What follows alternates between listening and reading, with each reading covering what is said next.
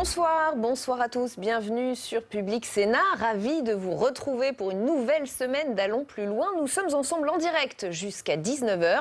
On va donc prendre le temps d'analyser et de questionner toute l'actualité politique et parlementaire. On va d'abord le faire avec notre invité du jour, Bernard Lalande. Bienvenue. Vous êtes sénateur socialiste de la Charente-Maritime, questeur du Sénat, membre de la Commission des Finances. Vous réagirez à différents sujets, c'est le principe, et notamment à la menace du coronavirus qui plane au-dessus de nous, notamment depuis les cas italiens. Jusqu'à 19h, nous irons également, et comme tous les soirs, en salle des conférences pour recueillir les réactions d'autres sénateurs et sénatrices. Ce sera, vous le voyez aujourd'hui, avec Fanny Conqui. Allons plus loin, c'est aussi le club. 3 intervenants qui ont des choses à vous dire. Avec nous aujourd'hui, Marie Brémaud. Bienvenue Marie, notre spécialiste Europe. Justement, l'Europe, est-ce qu'elle est prête face au coronavirus ? En tout cas, elle passe à la vitesse supérieure dans la lutte contre l'épidémie. Et on verra ça en détail avec vous dans un instant. Jonathan Dupriez est aussi avec nous. Bienvenue Jonathan. Un thème inattendu s'invite dans la campagne des municipales. De quoi s'agit-il ? C'est la cause animale, on verra des chiens tête de liste ou des chats colistiers, pourquoi pas. Et plein de belles photos à venir. Marie-Pierre Bourgeois est avec nous ce soir également, notre chroniqueuse des livres politiques. Comme tous les lundis, Marie-Pierre. Alors vous, c'est le procès Fillon qui s'ouvrira donc finalement mercredi, qui vous a guidé dans vos choix de lecture cette semaine. Oui Rebecca, je vais vous parler de ces politiques qui avaient tout pour gagner la présidentielle et qui ont trébuché sur la dernière marche. C'est vrai que ça rappelle des choses.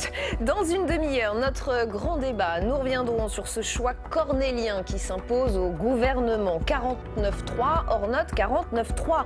La question est de plus en plus présente. Ça coince à l'Assemblée sur la réforme des retraites. L'exécutif ne veut pas bouger sur le calendrier et les oppositions ne veulent pas enlever un seul amendement. Mais alors que faire ?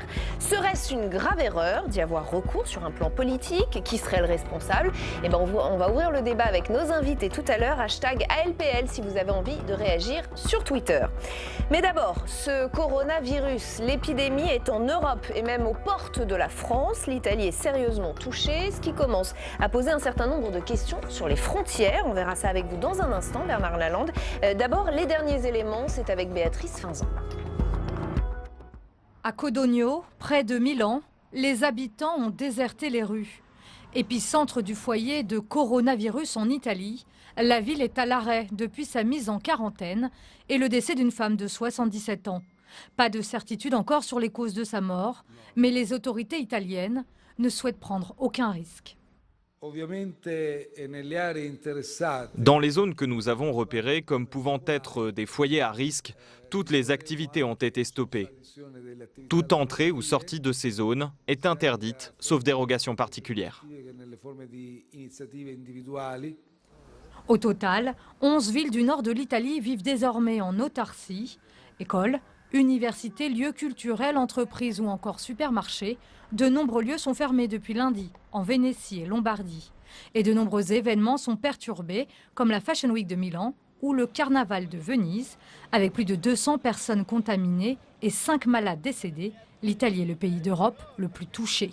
À quelques heures de route de l'épicentre, les Alpes-Maritimes se préparent, alors qu'hier soir, le ministre de la Santé annonçait un plan de prévention et l'ouverture de centres hospitaliers. 70 établissements sièges d'un SAMU seront activés. Tous les départements de métropole disposeront d'au moins un centre hospitalier capable d'accueillir les malades, de les prendre en charge du début à la fin. Des mesures d'ampleur destinées à rassurer les Français et à se tenir prêts en vue d'une éventuelle épidémie. Mais est-ce que ça les rassure, les Français ? Allons plus loin avec vous, Bernard Lalande, sénateur socialiste de Charente-Maritime. On vient d'entendre Olivier Véran qui nous dit tout est prêt.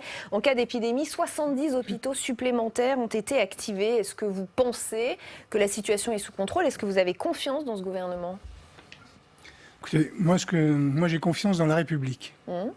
Donc j'ai confiance effectivement dans les professionnels de la santé. Si il n'est pas arrivé hier matin, on a déjà une expérience, on a déjà vu comment il avait pénétré déjà dans notre territoire. Alors j'entends de ci, de là qu'il faut fermer les frontières, mais chaque fois qu'il y a un problème en France, vous avez toujours les 3 ou 4 mêmes personnages qui décident de fermer les frontières, comme si le problème allait se régler avec une frontière fermée. Nous appartenons à un périmètre qui s'appelle l'Europe, qui a des règles en la matière, et il me semble qu'il faut les respecter. Et en tout cas, l'expérience du ministère de la Santé et de tous les professionnels de la santé en France montre à l'évidence que, je ne sais pas si on le maîtrise, mais je pense qu'ils sont prêts. Et de façon graduelle, ils expliqueront aux Français ce qu'il faut faire. On en viendra aux frontières tout à l'heure dans un instant avec Marie, mais Éric Coquerel ce matin de la France Insoumise qui nous dit ici même sur ce plateau, sur Public Sénat, il faut revenir à des souverainetés alimentaires, à des souverainetés industrielles. On ne peut plus continuer un grand déménagement du monde. Est-ce que c'est aussi un des bilans que vous tirez de ce coronavirus ? Si tant est qu'on puisse en tirer un tout de suite. Non, mais c'est du folklore tout ça. C'est-à-dire que, bon, quand je dis c'est du folklore, c'est que c'est facile à dire. Comme si cet homme politique avait la réponse. Il dira l'inverse dans sur un autre sujet. Non, je crois, si vous voulez, que les affaires sont bien trop sérieuses pour considérer qu'il y a des bons territoires et des mauvais territoires. Il y a des hommes et des femmes qui peuvent être atteints par cette maladie, en tout cas par ce virus. Et comme on l'a traité pour le sida, il faut véritablement ne pas regarder son propre territoire, il faut regarder en fin de compte le reste du monde, sinon ça n'a pas de sens. C'est pour ça que c'est folklorique ce que dit ce député. Et on va continuer d'en parler avec Marie Brémaud, c'est l'heure du club d'Allons plus loin.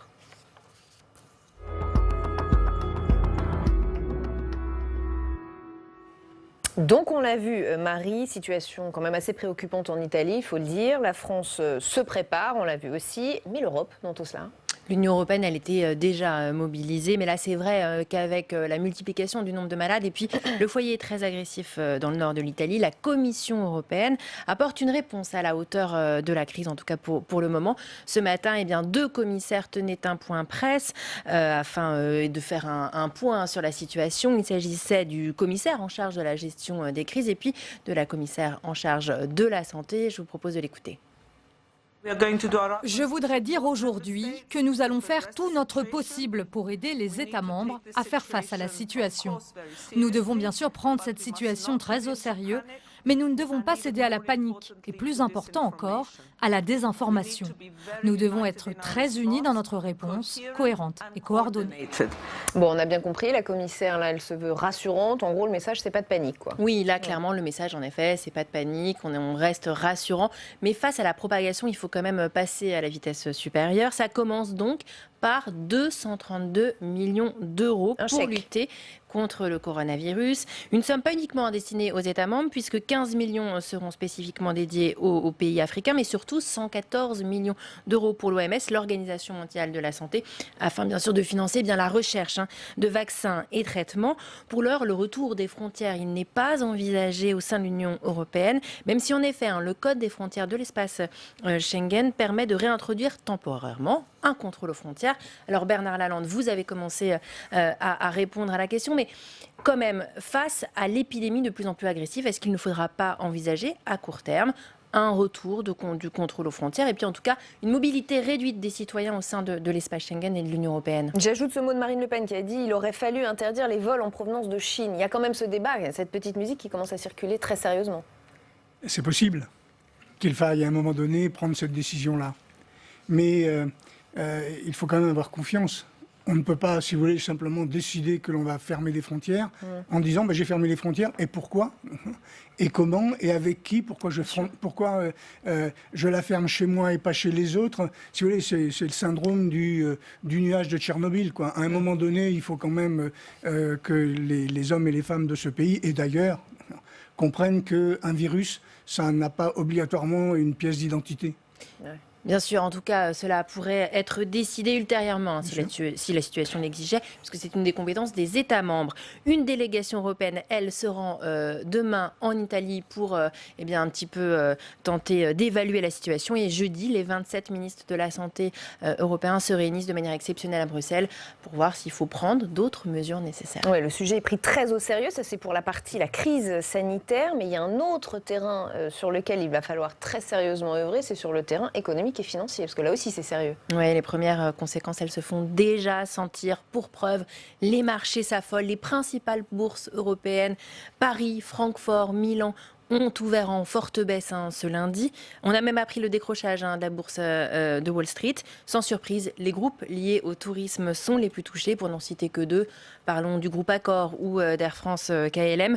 Bruno Le Maire, le ministre de l'économie, a d'ailleurs indiqué qu'il y avait déjà 30 à 40% de touristes en moins en France. Et c'était évidemment le principal sujet de discussion hier lors du G20 à Riyad. Le commissaire européen à l'économie, Paolo Gentiloni, à l'issue d'une réunion, a d'ailleurs indiqué que le G20 était prêt à réagir, notamment avec la mise en place de politiques plus favorables à la croissance. Ça reste encore flou, donc affaire à suivre. Et là, on apprend ce plongeon à la bourse de Milan également, puisque ça commence à être l'heure des fermetures des bourses, moins 5,43%. Sur le terrain des frontières, on a bien compris votre avis sur le plan économique. Que doit faire l'Europe, que doit faire la France ? Tout à l'heure, j'ai dit que le virus ne connaissait pas de frontières. L'argent ne connaît pas de frontières non plus. Donc, il doit y avoir une réponse européenne. C'est certain, il faut une réponse européenne. Et d'un autre côté, je pense que les mesures qui pourront être prises en France par le gouvernement, et en tout cas, elles seront sur du court terme. Sur le long terme, on parle de politique économique mondiale, et donc sur du court terme, on pourra certainement intervenir pour permettre une correction. Ouais. Mais il faut envisager aujourd'hui, mais ce n'est pas la première fois, qu'un virus pourrait complètement déstabiliser l'économie mondiale. Donc provisionner, avoir une enveloppe au cas où ? Il faut certainement concevoir l'économie avec un risque qui jusqu'à maintenant ne faisait pas partie des paramètres de réflexion, en tout cas ne faisait pas partie des critères de réflexion des économistes, sachant qu'on a envisagé aussi bien l'explosion d'une centrale nucléaire, on a envisagé tel et tel type de choses, sauf que ce genre de choses-là, on n'a pas encore vu de traité d'économie qui mettait le virus. SRAS, on a eu la grippe H1N1, c'est pas la première fois qu'on a un virus important. Absolument, absolument. Mais on a une économie aujourd'hui qui est une économie des flux et qui va à une telle vitesse et une telle rapidité que la réaction va beaucoup moins vite, en fin de compte, que le flux lui-même. Et donc, quand on dit, par exemple, la bourse de Milan a baissé de 5%, personne n'est aujourd'hui capable de dire si demain elle sera à moins 10 ou à moins de 25, et les conséquences, en fin de compte, d'une chute de plusieurs bourses. On n'a pas un modèle, on n'a pas un algorithme. Jonathan Dupriez, on va arrêter de parler de coronavirus, c'est un peu angoissant, mais même si c'est la réalité, on va enchaîner avec vous. On va parler des municipales, et en plus sur un ton un petit peu plus léger, puisqu'à quelques semaines du scrutin, les animaux fleurissent un peu partout sur les affiches de campagne. Les bêtes s'invitent dans le débat et deviennent même un thème sur lequel il est bon ton de surfer. Alors, Bernard Lalande, Rebecca, est-ce que vous connaissez Boris ? Non, pas du tout. Vous ne connaissez pas Boris ? Eh bien, Boris, vous allez le voir à l'image dans quelques secondes. Voilà, c'est lui, Boris. C'est le petit chat de Gérald Darmanin, l'actuel ministre de l'Action et des Comptes publics. Un chat qu'il avait adopté à la SPA. Et donc, sur Facebook, attention, ces petits coussinets moelleux ne sont pas gratuits. Ils ne sont pas là seulement pour attendrir la toile, mais ils sont là pour servir comme un support de communication à son maître, pourrait-on dire, à l'approche des municipales. Okay. Alors, je vous cite, Boris vous présente nos propositions pour nos compagnons, les animaux, peut-on lire sur le post qui accompagne cette photo. Évidemment, je le rappelle, c'est quand même très sérieux. Donc Gérald Darmanin ensuite déroule ses propositions. Par exemple, je peux vous en citer quelques-unes. L'interdiction des cirques, la création de parcs canins pour que les animaux, je cite, puissent se dépenser. Ou encore l'installation de pigeonniers municipaux. Ou encore, on peut lire la création d'un cimetière pour animaux. Je ne sais pas, ça vous inspire peut-être quelque chose. On verra. On va lui demander son avis dans un instant. En tout cas, force est de constater que le post de Gérald Darmanin n'a pas laissé insensible sa communauté. Plus de 850 likes et 500 commentaires, tous plus enjoués les uns que les autres. Bravo franchement, lance Mélanie au ministre. C'est une belle initiative pour nos loulous, s'emporte même Fabrice, qu'on peut lire sur la page de Gérald Darmanin. Donc le compte Facebook prend quand même bien soin de répondre à toutes les personnes qui c'est de la politique, Jonathan. C'est de la politique. C'est ça, métier, Voilà. Et selon Canard enchaîné, le ministre de l'Action et des Comptes publics serait même en pointe sur ce sujet vis-à-vis de ses collègues. Il aurait incité d'autres membres de gouvernement à poster davantage de photos de chiens et de chats plutôt que des choses compliquées, dit-il. Il aurait lancé ça à un séminaire le 15 janvier dernier. Oh là là, il a l'air atterré. On va vous faire réagir. Alors, le web n'est pas insensible au charme des chiens et des chats, on l'a bien compris, mais finalement, d'ailleurs, c'est pas tellement nouveau, c'est plutôt un classique. Est-ce que ça peut vraiment avoir un impact sur le plan électoral les 15 et 22 mars prochains, puisqu'on parle des municipales ? Eh bien oui, Rebecca, si on en croit en tout cas, le dernier sondage IFOP réalisé pour la fondation 30 millions d'amis, le bien-être animal est plus que jamais au cœur des préoccupations des Français. 6 Français sur 10 affirment même être prêts à voter pour un candidat engagé dans la protection animale. Et si l'on regarde chez les jeunes de 18 à 24 ans, c'est même 8 sur 10. Donc c'est quand même des chiffres qui parlent.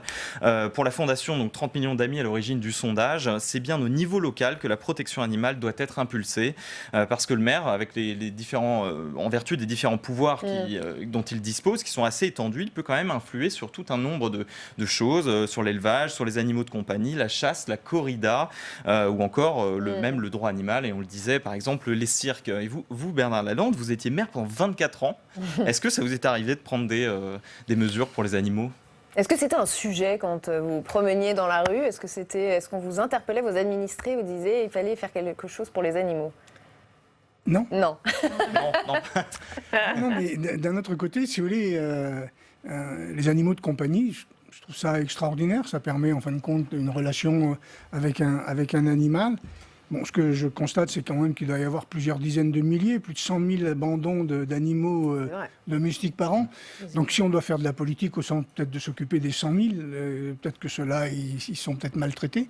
Et puis, moi, je ne me vois pas avec ma binette sur une affiche avec un chat ou un chien. Ouais, ça vous paraît un peu ridicule tout ça Non, c'est pas ridicule, mais je trouve que, bon, si vous voulez...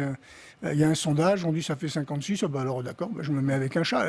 Moi, je préfère... opportuniste, c'est ça ? Oui, mais si vous voulez, je trouve qu'il y a tellement de choses, je sais pas moi, les enfants handicapés, les choses comme ça. Tout est bon pour gagner des points. Oui, mais si vous voulez, quitte à faire de la politique, autant qu'on s'occupe de gens qui ont réellement besoin véritablement du soutien des hommes politiques pour faire avancer les choses. Bien sûr. Après, on peut peut-être aussi se dire que cette sensibilité accrue des Français à cette thématique de la cause animale peut peut-être s'expliquer par aussi la bonne dynamique d'Europe Écologie Les Verts aux dernières élections. Aux européennes, ils avaient fait 13% des suffrages. Et puis aussi, on voit plusieurs partis fleurir, notamment le parti animaliste, qui présente des listes où il noue des alliances avec d'autres partis à chaque élection, mettant en avant... Et qui fait plutôt des bons scores. Et qui fait plutôt des bons scores, en mettant en avant la cause animale. Et à cela s'ajoutent quelques coups d'éclat. Vous allez en voir un, notamment. C'est un chien, un dalmatien qui s'appelle Bella, et qui est la tête de liste de la SPA au municipal. Voilà, ce dalmatien de 3 ans, très, très beau, vous en apprécierez les charmes. Donc voilà, ça fait partie des campagnes médiatiques, en tout cas actuellement, qui font monter ce sujet dans l'opinion. Les Insoumis, eux aussi, à Rennes, ont mis en 60e position de leur liste un chat qui sera visible sur tous leurs supports de communication. Et puis rapidement, pour finir, Jonathan, la cause animale, c'est aussi un thème dont s'est emparé le Rassemblement national pour ces municipales. Oui, alors ça, c'est pas nouveau. Marine Le Pen, on avait mis en avant cette thématique déjà en 2017 quand elle faisait campagne à la présidentielle. Mais nos confrères du site Les Jours, plus récemment, ont enquêté sur Fabien Engelmann, que vous allez voir à l'image, le maire RN sortant d'Hayange. Et lui, c'est un fan de chats. Il en a 20 à son actif et il les placarde dès que possible sur les réseaux sociaux. Et lui, il a misé tout son mandat de manière un peu zélée et maintenant sa campagne sur nos amis les bêtes. Mais son bilan en la matière a été étrillé par la Chambre régionale des comptes, parce que Fabien Engelmann, il aimait tellement les animaux qu'il a par exemple décidé de se passer de la fourrière intercommunale pour en créer une autre à côté, exclusivement municipale cette fois. Mais ça, évidemment, ça a un coût, 50 000 € par an pour la commune.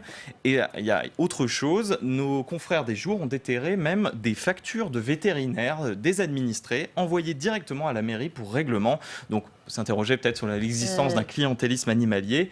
En tout cas, le titre de l'article, rien que ça, vaut son pesant d'or. Le maire d'Hayange arrose aux lance-croquettes. Voilà, du croustillant donc. Voilà, la cause animale dans les municipales. Merci beaucoup Jonathan, je vois que vous êtes atterré. On va enchaîner avec la chronique de Marie-Pierre qui va probablement vous intéresser davantage. Marie-Pierre Bourgeois, on va donc terminer avec vous. C'est la semaine du procès des époux Fillon. Il devait s'ouvrir aujourd'hui. Finalement, il a été renvoyé à mercredi pour cause de grève d'avocats. Quoi qu'il en soit, c'est clairement le scandale qui a empêché l'ancien Premier ministre d'aller jusqu'au bout de la présidentielle, d'être élu peut-être président de la République. Et c'est justement le thème de votre livre cette semaine, ceux qui ont loupé, mais de très peu, la dernière marche avant l'Élysée.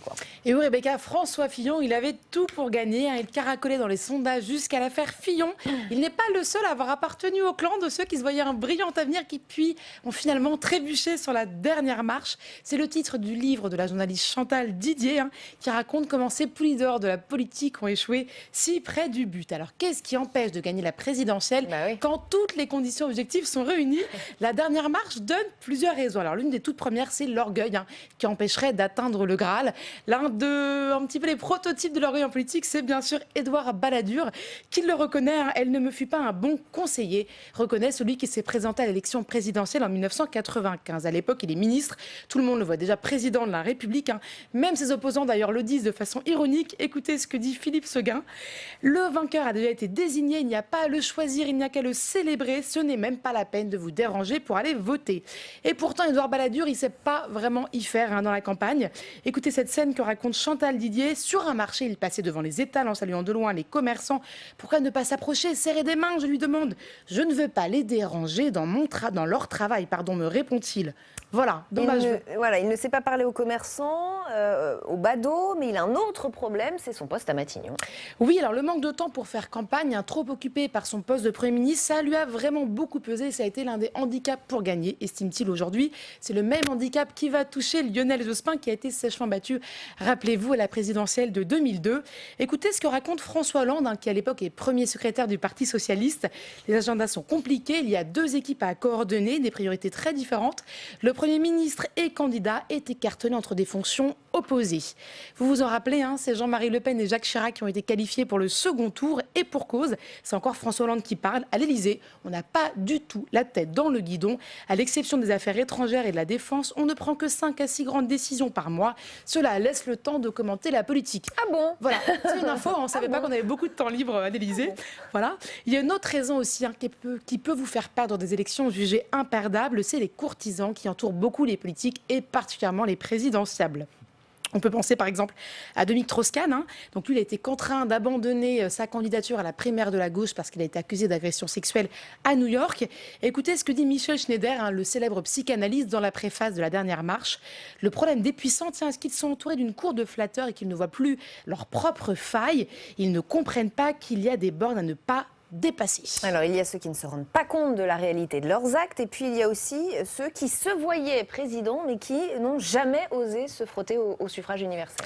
Et oui, alors il y a par exemple Jacques Delors, qui se serait bien vu président après avoir été président de la Commission européenne. Il a finalement renoncé, et certains avaient même le sentiment qu'il aurait bien aimé ne pas avoir à passer par les élections. François Mitterrand disait: Delors, il attendait que je le nomme président. Voilà. Autre exemple aussi, Dominique de Villepin qui se serait bien vu à l'Élysée. Écoutez ce qu'écrit Chantal Didier en 2007. Jean-Louis Debré lui propose de se présenter dans l'Eure, une circonscription sûre où il n'aura pas eu à rencontrer trop d'électeurs. Il a refusé. En politique, il faut aimer les gens ou au moins faire semblant. Alors, je ne pouvais pas finir cette chronique sans vous parler de ceux qui ont été au bout et qui n'ont pas forcément réalisé qu'ils avaient perdu. Voilà, regardez ces images, on est en 2007, c'est le soir de la victoire de Nicolas Sarkozy.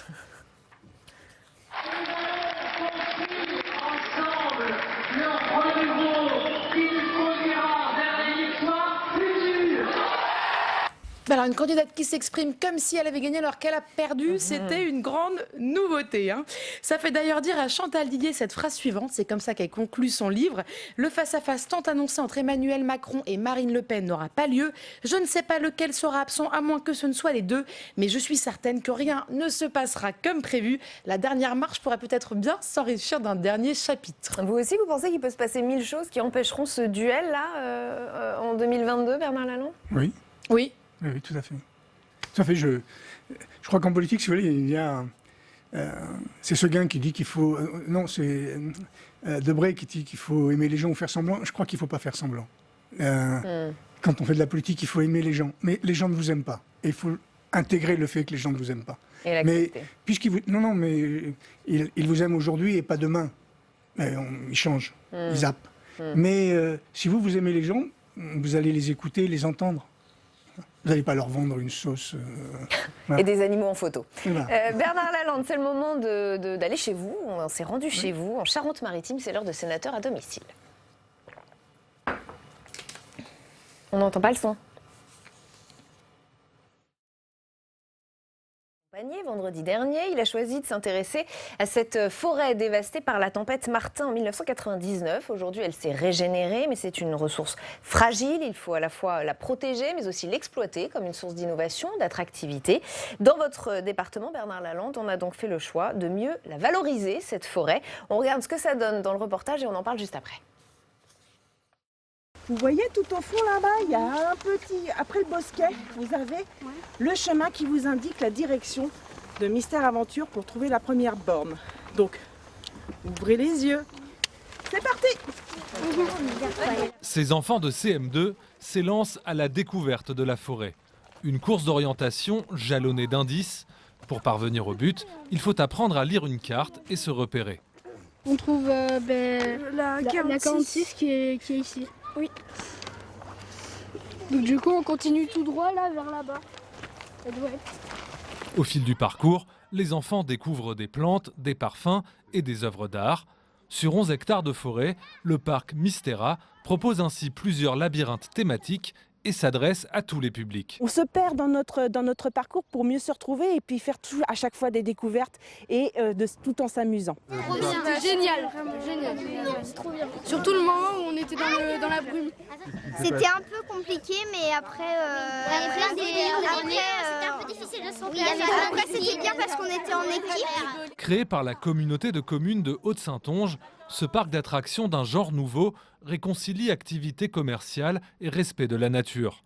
Le parc entame cette année sa 3e saison et emploie une vingtaine de personnes à l'année. On découvre quelquefois sa propre matière première.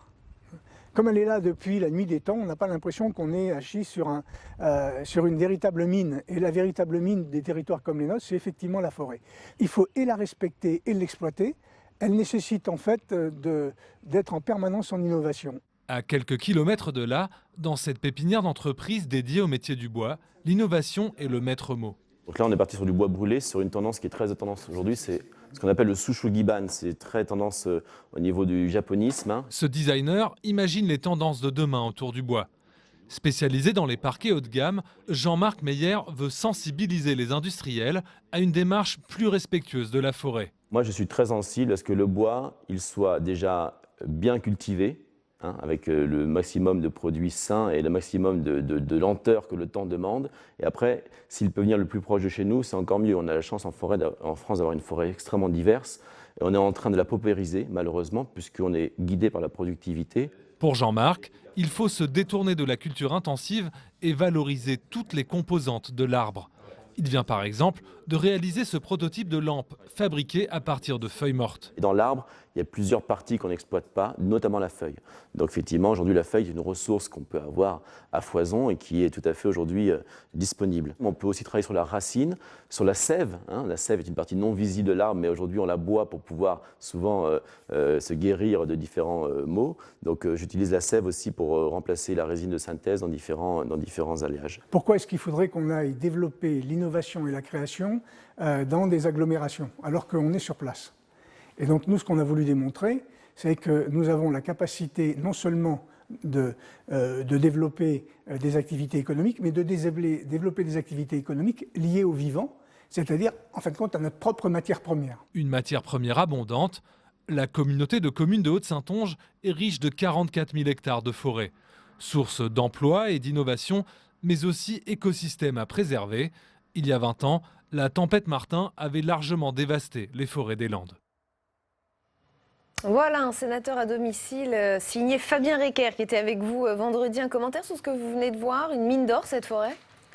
Ah mais, nous on a l'avantage de vivre sur des gisements énormes. D'abord, certes, la forêt, mais on a le soleil, on a l'air, on a l'eau et on a l'espace.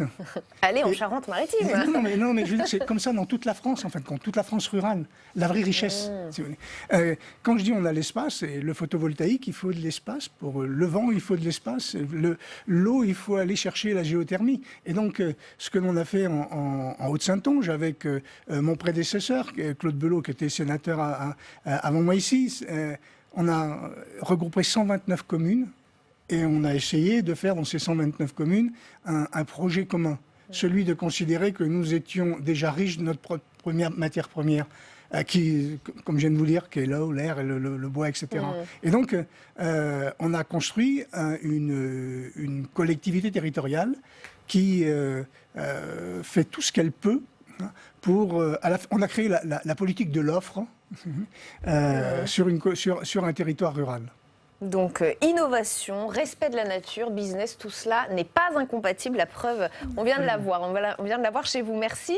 Merci infiniment Bernard Lalande d'avoir été avec nous aujourd'hui. Merci beaucoup à tous les trois d'avoir fait partie de ce club. La suite d'ALPL, c'est le débat et l'entretien de la semaine.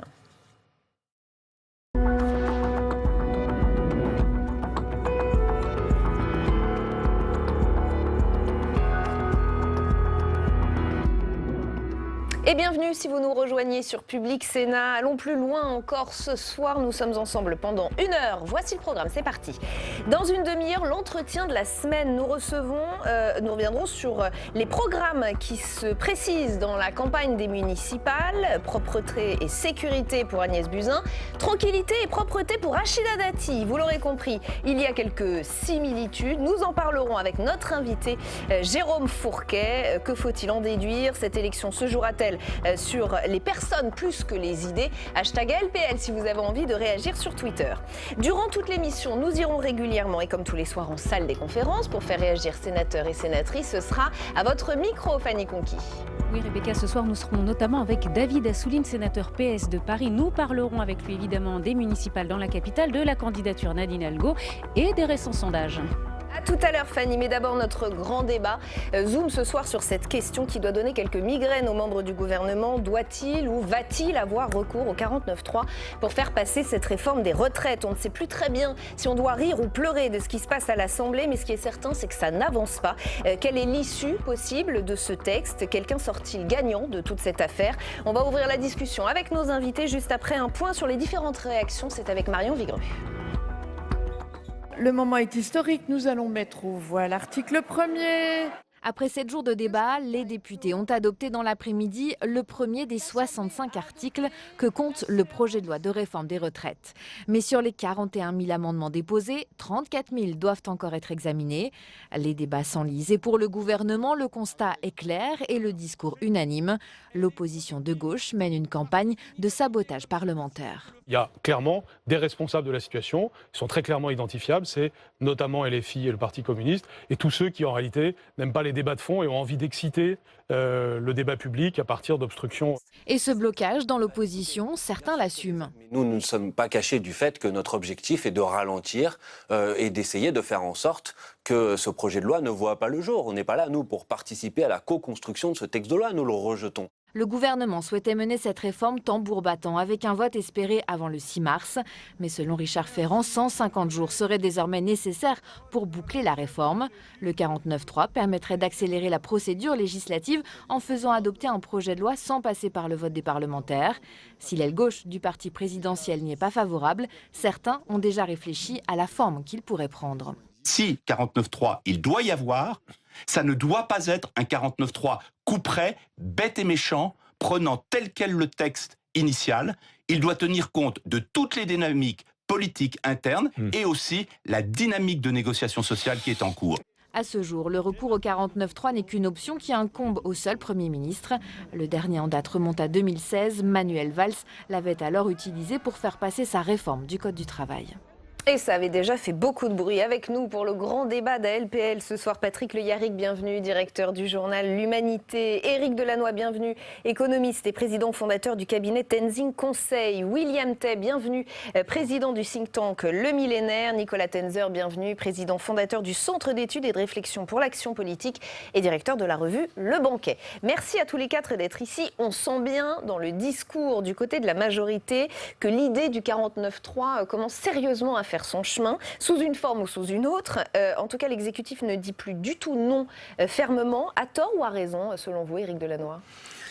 Alors, bien évidemment, moi, ça va plutôt être à raison. Enfin, je veux dire, quand on a un groupe parlementaire qui fait une obstruction systématique et qui ne souhaite pas le débat, souhaite le retrait du texte, c'est une stratégie assumée qui a été maintes fois exprimée. Pour vous, il n'y a pas le choix ? Il n'y a pas tellement le choix. 5% de l'Assemblée nationale ne peut pas imposer l'agenda de l'Assemblée. Donc, il faut qu'on... Mais il y a un point déjà très important, c'est pourquoi diaboliser le 49.3 ? Il faut rappeler quand même que c'est une modalité de la Constitution qui a été assumée par tous les gouvernements.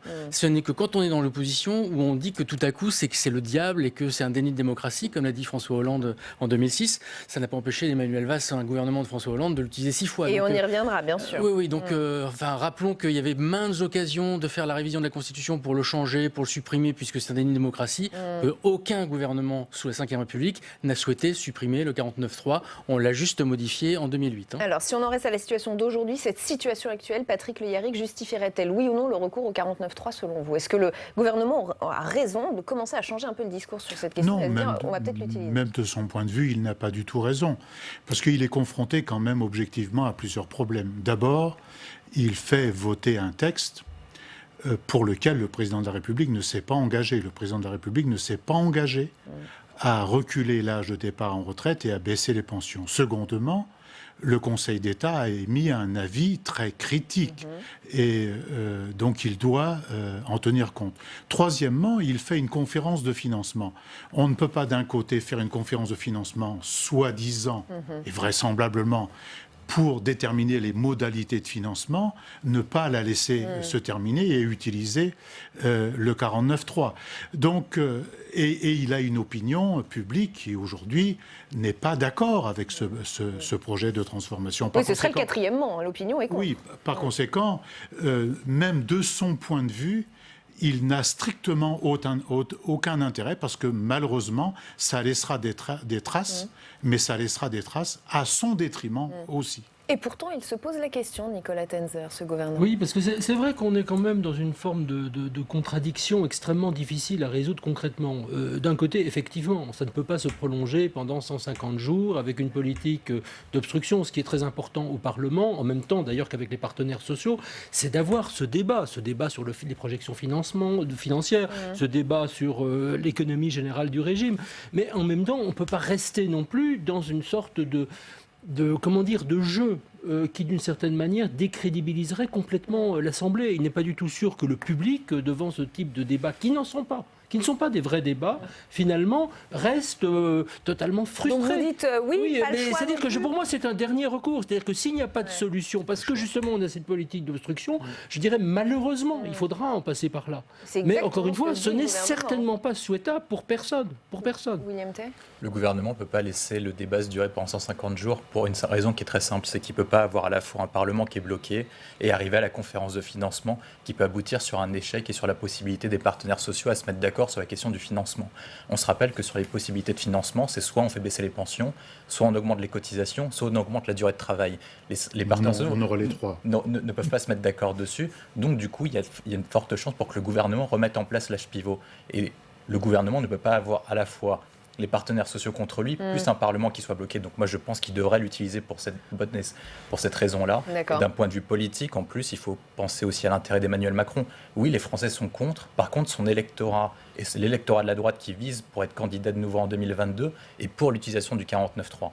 Oui, stratégiquement, Éric Delannoy. Ah non, mais enfin, stratégiquement, c'est très important. Et puis, il y a aussi un autre aspect qu'on ne voit pas, c'est que si jamais on va sur ce rythme-là, on reste encore 6 mois, 24 heures sur 24 quasiment, enfin bref, d'une manière totalement ubuesque, et qu'il y a d'autres projets à l'Assemblée dont il faut discuter. On ne peut pas bloquer l'agenda parlementaire uniquement sur une politique d'obstruction. Encore une fois, s'il y avait des débats, je rejoins ce qui a été dit tout à l'heure, s'il y avait du débat, le débat est toujours sain en démocratie. Là, on n'a pas de débat. En fait, on estime que sur les 40 000 amendements, il y en a plus de 30 000 qui sont en fait en gros, ils ont pris le dictionnaire des synonymes quelque part. Donc c'est juste absurde. On est à la limite de l'absurde. Or, les institutions démocratiques et parlementaires ne peuvent pas donner cette impression d'absurde. Et il faut qu'il y ait une réaction forte qui correspond à l'équilibre des institutions. Et ça, c'est un point important. Alors, on va poursuivre les discussions, mais on va entendre ce que nous dit un membre de La République En Marche. C'est le sénateur Alain Richard. Il est en salle des conférences avec Fanny Conquis. On l'écoute et je vous fais réagir ensuite. Alain Richard, dans le cadre de l'examen de la réforme des retraites, pensez-vous qu'il soit probable et souhaitable qu'il y ait un recours au 49.3 ? Oui, probable et oui, souhaitable. Parce que nous avons 2 groupes très restreints de députés qui bloquent la discussion législative normale, qui est très sérieuse, qui a beaucoup d'enjeux, de 90% des députés. Notre système de règles parlementaires comporte une faiblesse, qui est qu'on n'a pas de moyens raisonnables, équitables, de dire à un groupe très minoritaire, vous utilisez un temps de parole important, mais vous n'empêchez pas les autres de discuter un ensemble d'articles qui ont des questions de fond importantes. Donc, comme les Insoumis et les communistes à l'Assemblée ont décidé de se lancer, persistent à se lancer dans cet obstacle au débat pur et simple, c'est-à-dire qu'ils n'ont rien à dire, sinon qu'ils sont opposés à toute réforme, mais qu'ils veulent empêcher les autres de parler de la réforme qui est souhaitable, il reste comme solution soit de laisser le débat, parce que naturellement on serait tenté de dire allez, prenez une semaine de plus et finalement... Oui, le calendrier pourrait être décalé. Voilà, enfin, difficilement d'ailleurs, mais je pense que si on mettait 6 semaines de plus, ils arriveraient, Richard Ferrand a fait la remarque, en disant qu'il faudrait 150 jours de séance. Donc c'est complètement déraisonnable. Et donc du coup, je souligne que ceux qui ont des propositions à faire, ceux qui ont une contribution réelle au débat, vont pouvoir le faire en dialogue avec le gouvernement, et que le gouvernement pourra inclure dans le projet de loi les amendements qui regroupent une majorité sérieuse et soumettre le tout au vote final du Parlement. Mais est-ce que vous ne craignez pas qu'en termes d'image, ce soit très néfaste ? Eh bien, l'image, c'est une chose. Vous êtes dans les médias, c'est normal que vous parliez d'image, mais les Français sont assez lucides pour ne pas être prisonniers d'images superficielles et pour comprendre que quand des groupes minoritaires de mauvaise foi ont décidé de bloquer le débat, il existe un moyen d'achever le débat dans des conditions équitables et raisonnables, et que c'est ce moyen qui sera pris. Merci Alain Richard d'avoir répondu à mes questions sur Public Sénat. Merci beaucoup Fanny Patrick Le Hiéric. Je vous voyais réagir pendant l'interview d'Alain Richard. Qu'est-ce qui vous a tant fait réagir ? Dire par exemple que les insoumis et les communistes sont opposés à toute réforme, les communistes, avec le général de Gaulle, sont à l'origine du système de sécurité sociale et de retraite par répartition. Et les insoumis comme les communistes aujourd'hui ont déposé des projets de réforme des systèmes de retraite pour les améliorer. Secondement, on dit qu'il y a 90% du Parlement, mais M. Richard, il sait aussi bien que n'importe qui, c'est que dès lors que l'élection des députés dépend aujourd'hui directement de l'élection du président de la République pour lui donner une majorité, oui, vous ne pouvez avoir que cette majorité parlementaire, mais avec tous les inconvénients qu'elle a, parce que cette majorité parlementaire, si écrasante, n'est pas forcément représentative de l'ensemble du pays. Troisièmement, et on veut nous parler d'un certain nombre de questions, et c'est pour ça que je ne suis pas d'accord avec personne d'entre vous, puisque, par exemple, sur la question de la valeur du point, on ne dit pas la vérité aujourd'hui. Il y a une valeur d'acquisition, mais la valeur au moment de la liquidation de la retraite. Personne n'a aujourd'hui répondu à cette question. Vous dites qu'il y a de l'obstruction. Non, il y a des questions qui sont posées au gouvernement et au ministre, et on n'y répond pas. Même le secrétaire général de la CFDT a dû soulever cette question du financement, et c'est pour ça qu'il y a cette conférence de financement. On ne va pas, si je vous comprends bien, la mener à son terme. C'est-à-dire, on va faire une transformation du système, mais on ne saura pas s'il est financé ou pas. Et une multitude de questions comme ça qui sont posées. Et on ne peut pas discuter aujourd'hui comme si le Parlement, il avait été co-élaborateur de la loi. Ce n'est pas du tout le cas. Le Parlement, s'il avait été co-élaborateur de la loi avec des diversités, avec même des contradictions, on ne serait pas dans cette situation. Éric Velin, je vous laisse répondre et ensuite... Oui, alors enfin, vous posez des questions intéressantes. Le seul problème, c'est que ces questions-là, elles ne sont pas posées dans les débats qui sont actuellement... Bien sûr que si. Mais non, à l'Assemblée nationale, vous voyez, moi je peux vous donner quelques débats. Est-ce qu'on va remplacer respectable par digne ? Il y a 30 000 amendements qui ne sont juste que de la sémantique. Ne faites pas comme si je ne regardais pas les débats comme vous. Mais je ne suis pas idiot à ce point. Je ne viens pas ici pour proférer des mensonges. Ces questions dont je parle, ce sont des questions qui sont dans le débat. Ils sont dans le débat, mais qui ne sont pas actuellement posées à l'Assemblée, bien sûr que si. Et aujourd'hui, la conférence de financement est destinée à répondre à un certain nombre de ces questions-là. Et par ailleurs, il y a des principes qui ont été posés. Et ces principes-là, personne ne les rappelle jamais parce que sous prétexte que les principes ne suffisent pas. La valeur du point, certes, il va falloir déterminer sa modalité de calcul. De mon point de vue, ce qui est important, c'est d'avoir un principe clé qui va être mis dans la loi, qui sera que la valeur du point ne descendra pas. Après, l'indicateur qui va permettre d'asseoir ce principe pour pouvoir faire en sorte qu'il ne descende pas, on a le temps pour le mettre en place. Résoudre tout alors qu'on est sur une réforme systémique qui prend en compte énormément de paramètres ne peut pas se faire en 6 mois. Venons sur les principes, mettons-nous d'accord sur les principes. Vous confirmez Mais je bien confirme qu'il y a beaucoup de choses à faire encore.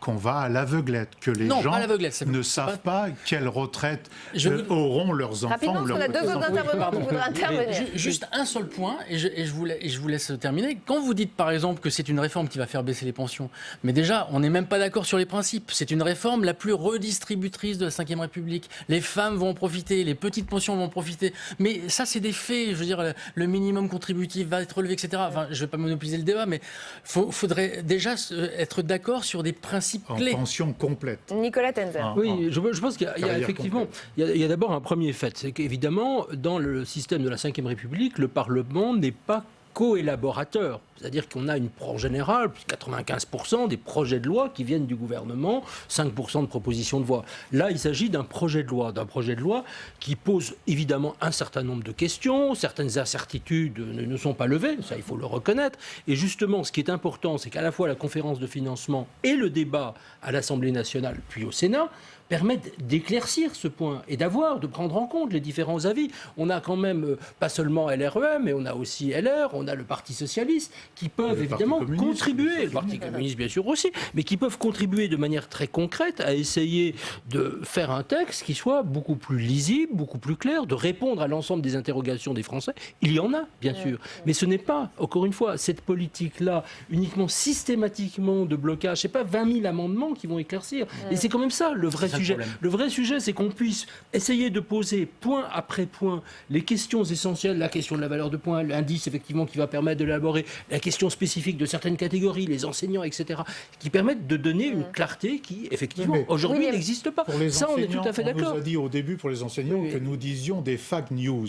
Et finalement, le ministre de l'Éducation nationale, il a dû reconnaître que c'est pas des fake news. Tout ceci, encore une fois, doit être discuté. Le travail des oppositions est utile mais ce n'est pas par ce type de débat tel qu'il est aujourd'hui lancé au Parlement qu'on va permettre d'avoir cette clarté.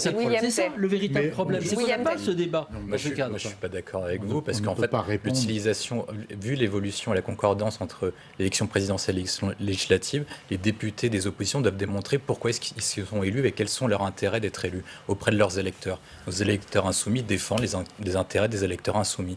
Les députés de droite défendent les intérêts des électeurs avec de les droite. armes dont ils disposent. Tout à fait. Et en fait, c'est leurs armes qu'ils disposent, parce que c'est la question de la rationalisation du Parlement qui a été mise en place par le général de Gaulle avec la Constitution de 58. C'est tout l'intérêt dessus. L'intérêt d'Emmanuel Macron et l'intérêt du Parlement ne sont pas les mêmes, même au sein de sa propre majorité. Il n'a pas intérêt à ce que les députés de sa propre majorité mettent en cause son propre projet de loi. Parce qu'en fait, comme c'est le gouvernement qui négocie avec les partenaires sociaux, c'est le gouvernement qui est responsable. Si vous avez des députés qui vont contre les négociations des partenaires sociaux, ça peut mettre en difficulté le président de la République. Donc le président de la République et son gouvernement ont intérêt à avoir un texte qui va vite pour dire « j'ai été élu en 2017 en opposition par rapport à François Hollande pour réformer, donc je vais vite ». Et c'est plutôt le discours qui devrait tenir à l'opposition de ce qu'a dit monsieur le sénateur, et qui devrait l'assumer clairement. Il dit clairement, je suis là pour faire la réforme des retraites parce qu'on l'avait concocté avec Jean-Paul Delevoye pendant 2 ans. Envers et contre tout. Envers et contre tout, je suis là pour réformer. Et donc je vais rapidement. Et ensuite, par contre, les opposants ont raison de s'opposer. C'est tout le jeu démocratique. Alors, ce gouvernement est-il particulièrement pressé d'avancer? Je pose cette question parce que c'est une question qui revient extrêmement souvent. Éric Coquerel, qui était notre invité ce matin sur Public Sénat, nous dit oui, et pour des raisons politiciennes. Écoutez pourquoi. Si leur problème, c'est uniquement de nous forcer, nous l'opposition ou les oppositions, à passer dans le calendrier qu'ils avaient défini, dont il faut se rendre compte qu'il est un calendrier inimaginable, d'accord ? C'est uniquement un calendrier politicien pour voter tout avant les municipales. En 2 semaines, ils comptaient nous faire passer une des lois les plus importantes de la Ve République. Voilà, Éric Coquerel, invité de Bonjour chez vous avec Oriane Mancini ce matin. Quel est l'intérêt, pourquoi dit-il ça? Quel est l'intérêt pour Emmanuel Macron et ce gouvernement de faire voter la réforme des retraites avant les municipales? En quoi est-ce intéressant d'un point de vue politique et stratégique? C'est pas avant les municipales. Rappelons-nous que là, on est sur une première passe, c'est un premier vote. Il ne s'agit pas de dire qu'après ce vote-là, il ne se passera plus rien et victoire, le gouvernement a fait passer la loi sur les retraites. C'est pas vrai. C'est ce que dira le gouvernement. En plus, il y a une procédure. Il y a le Sénat, il y a les navettes, il y aura procédures différentes. Il n'y a pas de navette, on est en procédure accélérée. Il y aura un passage au Sénat. Il y aura un passage au Sénat. Il y aura un passage au Sénat et ça pourra Mais donc revenir quel est l'intérêt politique? Pourquoi faire voter cette loi avant les municipales? Quel est l'intérêt? Mais parce que le texte est impopulaire et il le sait, mais il devrait l'assumer clairement. Mais il le sera tout autant après les municipales. Mais bien sûr, une fois que c'est adopté, il pourra ouvrir une nouvelle séquence. Mais c'est pas un enjeu. On le voit ces dernières semaines, Emmanuel Macron ne s'implique pas sur la réforme des retraites. Il laisse Édouard Philippe la négocier. Il essaie d'ouvrir une nouvelle séquence, comme la semaine dernière sur la conférence à Munich sur la sécurité, comme ce week-end sur la question du budget européen ou sur d'autres questions, notamment avec le salon de l'agriculture. Il fait tout pour sortir de la question de la réforme des retraites. Son seul but, c'est qu'elle soit adoptée pour qu'il ait marqué l'histoire en ayant fait la plus grande réforme du système de retraite depuis 1945. Et il doit ouvrir impérativement une nouvelle séquence parce qu'il a l'élection présidentielle en tête. Il doit à la fois donc vous y voyez vous aussi une tactique politique très claire. Il doit à la fois concilier l'électorat de droite pour montrer qu'il est réformateur et l'électorat de gauche en ouvrant une nouvelle séquence comme ce qu'il veut faire sur la question de l'écologie. On est dans une tactique très fine. Le but, c'est d'ouvrir très rapidement l'acte 2 du quinquennat. Une autre page. Oui, non, je pense qu'il y a une volonté de toute manière à un certain moment de dire bon, maintenant on en a terminé avec cette réforme. Ça fait quand même plus de 2 ans et demi quand même que disons le chantier de cette réforme existe. On a eu quand même plus d'1 an et demi, presque 2 ans de concertation avec Jean-Paul Delevoye. On a eu de nombreuses discussions. On a eu les discussions avec les syndicats. On a aujourd'hui ce débat. On a la conférence de financement. Donc je veux dire, ça dure depuis un certain nombre de temps. Il y a un certain moment, et là je rejoins tout à fait ce que vous avez dit, c'est-à-dire qu'il faut passer aussi à autre chose, tout simplement parce qu'on a énormément d'autres sujets qu'il faut évoquer. Et puis, à un moment, il faut effectivement que les choses se terminent. Après, on pourrait toujours être pour, être contre, l'opinion jugera, mais il faut arrêter. Alors, est-ce que le délai de 2 semaines, encore une fois, ce ne sera pas un délai de 2 semaines, hein, concrètement, soyons clairs, est tenable? Non, bien sûr qu'il n'est pas tenable. Mais il faudrait en tout cas qu'à la fin du printemps, effectivement, ceci soit réglé une fois pour toutes. Moi, je trouve qu'il y a une autre lecture qui est aussi possible d'avoir, hein, parce qu'on ne peut pas imaginer que le président de la République prenne le risque d'être totalement impopulaire juste avant les municipales en faisant appel à une procédure impopulaire, sur une réforme impopulaire. Enfin, moi, je trouve avec ça des grèves très... Je trouve ça juste absurde. Donc, en fait, il y a une autre lecture qui est extrêmement simple. La lecture, c'est de se dire aujourd'hui, ça patine, c'est-à-dire qu'en fait, on n'avance pas. C'est-à-dire mettre en place une réforme qui n'avance pas, sachant que ce n'est pas encore une fois parce qu'elle sera votée qu'on ne pourra pas continuer. C'est-à-dire que pour moi, ce n'est pas le vote qui termine la réforme des retraites. C'est le vote qui va permettre de séréniser en passant à autre chose pour qu'enfin on puisse travailler sur le fond. C'est ça qui se passe. Et en plus, on va permettre de débloquer l'agenda parlementaire sur lequel il y a au moins autres grandes réformes qui vont passer. Donc du coup, c'est beaucoup plus rationnel que ça. Hein. Je fais juste un commentaire. Je pense que vous sous-estimez l'analyse politique d'Emmanuel Macron et ses conseillers. Il le voit depuis décembre. Il est en train de perdre des voix, notamment à droite, alors que c'était sa stratégie depuis 2019. En vue d'être réélu président de la République, il pense que seule la droite peut être qualifiée au second tour. Et le 49.3, la droite, elle valide. Elle valide. Alors, et la réforme des retraites, elle valide. Et son but, c'est d'avancer le plus rapidement possible. Et qu'importe les municipales, qu'importe, il va les perdre, les élections municipales. Et puis l'exécutif va-t-il finalement plus vite que d'autres gouvernements pour faire passer sa réforme des retraites? On s'est un petit peu replongé. On a eu cette curiosité dans les archives pour savoir si les autres avaient fait plus long, plus court, comment ça s'était passé. On a eu quelques surprises. On vous a pris juste 2 exemples de réformes des retraites historiques. Celle d'Édouard Balladur en 1993, votée en plein été. Au mois de juillet, publié au journal officiel le 28 août, très discrètement. Et cela n'a effectivement provoqué aucun remous. Pourtant, elle faisait passer des 10 aux 25 meilleures années et elle rallongeait la durée de cotisation. Deuxième exemple, vous le voyez, celle de François Fillon en 2003, qui alignait le public sur le privé. Là aussi, le texte passe en plein été, très rapidement, puisqu'il arrive à l'Assemblée fin juin et il est voté le 4 juillet. Patrick Le Yarrick, quelle conclusion vous en tirez? Est-ce que finalement les autres gouvernements, les précédents, n'ont pas été plus malhonnêtes en faisant passer ça en plein été, histoire que ça ne provoque pas de grève et pas de remous politique? Et est-ce qu'on ne peut pas au moins reconnaître à ce gouvernement d'y aller franchement et de se mettre tout le monde à dos? Oh, mais les autres y allaient aussi franchement. Pas en plein été, non, c'est pas franc. Non, mais ça, je peux vous en citer, des votes faits en plein été contre la vie des gens. Non, mais la réforme des retraites, c'est majeur. Non, ce n'est pas pareil. Là, ici, nous avons une réforme structurelle extrêmement profonde. On passe d'un système à un autre. C'est une réforme, comme on dit, systémique. Je ne sais pas si ce mot est compréhensible. Donc pour vous, il n'y a pas eu de remous parce que finalement, elle n'était pas injuste? Non, je ne dis pas ça. Pour M. Fillon, il y a eu pas mal de mouvements quand même. D'ailleurs, il s'est vanté à une télévision suisse que M. Macron était un petit joueur à côté de lui, puisqu'il il avait réussi à mettre d'un coup 2 millions de personnes dans la rue. Mais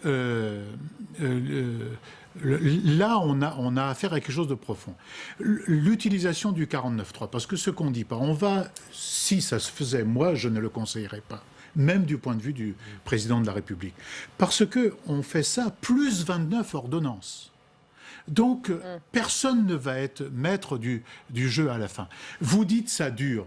Oui, moi aussi, je suis comme vous, je m'intéresse à la chose publique, je rencontre des gens, etc. J'ai suivi un peu le travail qu'a fait M. Delevoye. Je ne conteste pas qu'il y a un certain temps. Mais le commun des mortels, ma voisine de palier à Aubervilliers, celui qui travaille dans telle ou telle entreprise, lui, il n'a pas suivi tout ça. Nous sommes très peu de gens à avoir suivi au jour le jour. Il a fallu que l'humanité donne au fur et... D'ailleurs, c'est malheureusement le seul journal qui donne à la fois des textes avec lesquels il n'est pas d'accord, pour qu'on découvre à la fin ce qu'il y avait dans ces textes, ce que voulaient dire ces textes. Donc, dire que les gens ont été informés au fur et à mesure, non, il n'y a pas eu de grands débats contradictoires. Et ce que vous dites, c'est mon dernier mot, m'inquiète plutôt, parce que si vous dites... Si vous êtes, je comprends votre démarche, vous dites, il faut y aller coûte que coûte. Il faut avancer, quoi. Mais vous savez, le ressentiment que ça va laisser, les gens vont se sentir humiliés des choses faites contre eux. Ça pourrait créer une vraie défiance. Et moi, je veux bien aussi, du point de vue de la tactique électorale, la tactique politique, je comprends, je suis pas loin de partager votre point de vue, Mais... il n'est pas sûr que ça lui soit bénéfique. Et en tout cas, pour moi, ce n'est pas du tout sûr que la démocratie y gagne. Et on pourrait avoir, tous ici, nous sommes des républicains, des démocrates, de fâcheuses surprises si ça continue. Je vais vous laisser répondre. Moi, ça m'inquiète. Je pense qu'il y a un point avec lequel, ça vous surprendra peut-être, je suis assez d'accord avec vous. C'est que je pense que ce débat, tel qu'il a été conduit au sein de la commission Delevoye, a été un débat qui a été insuffisant, qui a produit insuffisamment de résultats, de données concrètes sur lesquelles s'appuyer. Et je pense que ça a été un vrai échec dans la stratégie de réforme qui a été conduite, de ne pas produire suffisamment de bases, à ce point que justement les deux personnes que vous évoquiez, votre voisine et tel ouvrier ou telle personne, peu importe d'ailleurs sa catégorie, sache concrètement ce qui pour lui ou pour ses enfants, etc., va véritablement advenir. Et qu'il n'y ait pas une donnée précise, combien moi-même je vais avoir. Combien mon fils qui commence avec tel salaire, à la fin de sa carrière, combien... Et je pense que ça a énormément manqué, ça a déstabilisé. On a eu effectivement après le discours du Premier ministre au Conseil économique, social et environnemental, mais qui n'a pas donné suffisamment d'éléments, et ça a créé un vrai trouble. Et je pense que c'est le vrai problème qui fait qu'aujourd'hui aussi nous sommes dans cette situation extraordinairement inconfortable, avec des protestations d'un côté et un sentiment qui reste effectivement de manque de débat. William Tay, ensuite Éric Delannoy, j'aurai une autre question. Il a même dit un truc qui ne tient pas, parce qu'il a dit ce sera sur les salaires, les futures retraites sur les salaires, et maintenant on veut inventer une évolution d'un revenu moyen. William Tay. Il y a deux éléments sur ce que vous dites. Quand on prend l'évolution des courbes des sondages, on voit que le projet de réforme des retraites était populaire jusqu'au moment du G7 en août dernier. Plus il a tardé, plus il a mis de temps, plus il a perdu de points. Il est passé de 67% d'opinion favorable à aujourd'hui à peu près 30 points. Donc plus il va tarder, plus il prend le risque de prendre une opposition politique et également une opposition sociale. Et plus les ministres se sont contredits entre eux aussi. Il y a eu des messages parce que c'est un sujet qui est très compliqué. Donc en fait, c'est le gouvernement qui a perdu des points, à commencer par le premier d'entre eux, le président de la République, lorsqu'il dit qu'il est pour un accord sur le nombre d'années de cotisation le lendemain du G7. Donc c'est lui qui s'est trompé en premier. Sur la question de ce que vous dites, le problème c'est qu'il a découplé le projet de loi avec le financement. C'est impossible de faire des projections tant qu'on ne connaît pas la valeur du point et les années de financement. C'est impossible. Il aurait fallu coupler les deux. À ce moment-là, il était légitime de faire passer le 49.3 sur tout l'ensemble de la réforme. Moi, ce que je lui propose plutôt, c'est de reporter les réformes après les élections municipales et de faire coïncider tout le texte d'ensemble avec le financement. Et à ce moment-là, il pourrait dire le 49.3 facilement. Peut-être qu'il vous écoute ce soir, Éric Delannoy. Non, mais je trouve qu'il y a une lecture un peu allez-y. Un peu vieille politique. C'est-à-dire, on lit les échéances électorales avec la politique de transformation.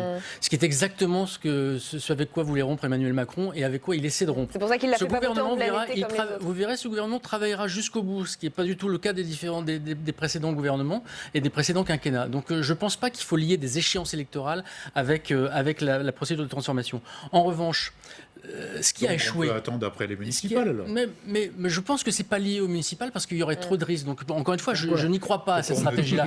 Non, mais pour une raison simple, c'est ce qu'on a évoqué tout à l'heure, c'est qu'il y a un problème éthique d'efficacité dans la réforme. Attendez, laissez-moi terminer s'il vous plaît. Juste une question. Pourquoi, si les municipales n'avaient pas d'importance, il a mis la conférence de financement après les municipales plutôt la qu'avant? conférence de financement, je vais vous dire, ça a été pour moi une réaction avec le fait effectivement de coupler le financement à la réforme systémique. Pourquoi une réforme systémique? C'est qu'on change à la fois les principes et les pratiques.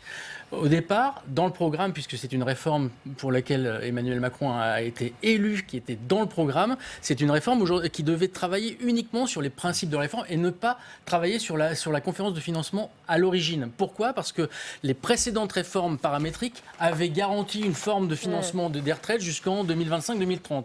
Ça veut dire qu'effectivement, il y a une réintroduction de ça, notamment par Édouard Philippe au mois de décembre, ce qui, à mon avis, a fait l'objet d'une négociation sur laquelle tout le monde n'était pas d'accord, au premier chef desquels, je pense, Jean-Paul Delevoye, et ça a créé, là a commencé la confusion. Il me semble qu'il fallait travailler sur la réforme systémique, travailler sur les régimes spéciaux, et ensuite de voir la conférence de financement. Parce qu'on est sur des sujets totalement différents, et ça crée des confusions qui sont extrêmement compliquées à expliquer à la population. Et puisque ce recours au 49.3 pose autant de questions, autant de problèmes, ne faut-il pas le supprimer purement et simplement? C'est pas moi qui pose la question, souvenez-vous, c'est Manuel Valls qui l'avait lui-même proposé lorsqu'il était candidat à la primaire socialiste. Pourtant, lui-même l'avait utilisé pour la loi travail. D'ailleurs, ça vous fait sourire.